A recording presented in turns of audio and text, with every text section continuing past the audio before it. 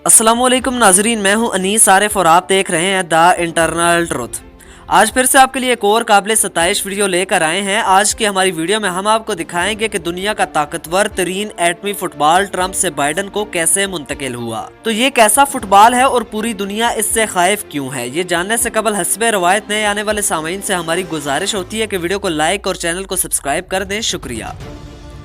नाजरीन, जो बाइडन ने अमेरिका के 46वें सदर का हल्फ उठाया तो दुनिया के सबसे ताकतवर शख्स के तमाम इख्तियारात के साथ ही इन्हें 22 किलो वजनी एक सूट केस भी दिया गया। ये सूट केस हर वक्त अमेरिकी सदर के करीब रहता है और आमतौर पर जाने वाला सदर आने वाले सदर को अपनी मौजूदगी में ये सूट केस पेश करता है।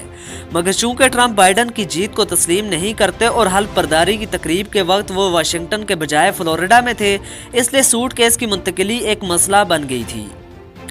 ताहम अमरीकी महकमा दिफा ने इसी मकसद की खातिर पहले से तैयारी कर रखी थी। इतलात के मुताबिक इनके पास इस किस्म का एक सूट केस नहीं बल्कि कम से कम 3 सूट केस हैं। एक सूट केस 20 जनवरी की सुबह को ट्रंप के साथ फ्लोरिडा गया, लेकिन इसका इलेक्ट्रॉनिक सिस्टम दिन को ठीक 11:59 और 59 सेकंड पर नाकारा हो गया था।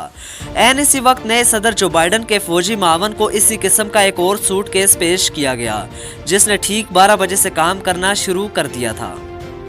स्याह चमड़े का ये सूट केस एटमी फुटबॉल कहलाता है और इसके अंदर एल्युमिनियम का मजबूत बक्सा होता है, जिसके अंदर एटमी हथियारों के कोड दर्ज होते हैं। इन खुफिया कोड्स की मदद से अमेरिकी सदर दुनिया में कहीं भी एटमी हमला करने का हुक्म दे सकता है।